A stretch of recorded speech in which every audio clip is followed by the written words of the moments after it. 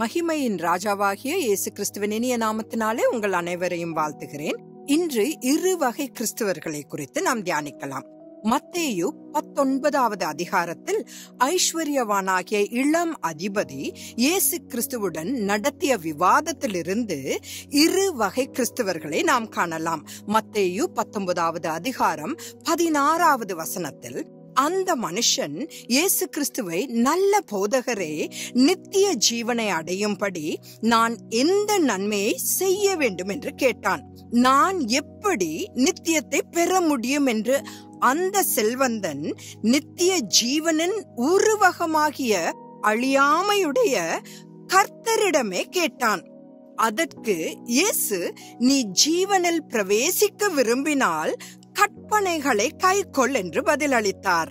பரலோகத்தில் நுழைவதற்கான கட்டளைகளை கைக்கொள்ளும் ஒரு கூட்ட கிறிஸ்தவர்கள் என்று இந்த உரையாடலிலிருந்து நான் முடிவு செய்கிறேன்.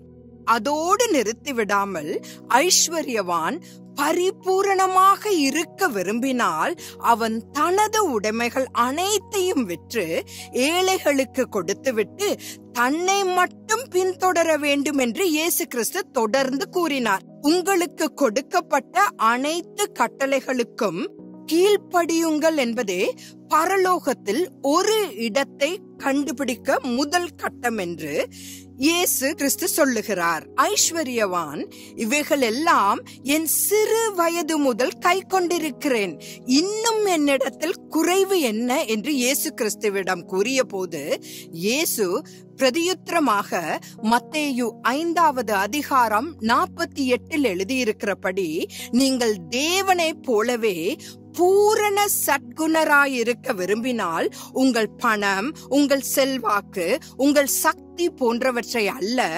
காணப்படாத தேவனை முழுமையாக, அதாவது 100% நம்ப கற்றுக்கொள்ளுங்கள் என்று கூறுகிறார். ஆகவே இதிலிருந்து 2 வகையான கிறிஸ்தவர்கள் பரலோகத்தில் நுழைவதை காணலாம்.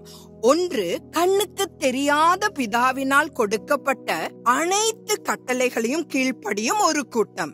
இரண்டாவது, ஒரு சேஃப்டி பின் முதல் ஹெலிகாப்டர் வரை எல்லாவற்றிற்கும் காணாத தகப்பனை நம்பும் கூட்டம். கர்த்தர் மீது முழு நம்பிக்கை வைத்த பரிபூர்ணமானவர்களுக்கு பரலோகத்தில் ஒரு சிறந்த பெரிய இடம் இருக்கிறதா என்ற ஒரு கேள்வியை நான் இன்று உங்களுக்கு விட்டு செல்கிறேன். மறுபடியும் தேவ சித்தமானால் நாளை சந்திக்கலாம். ஆமேன்.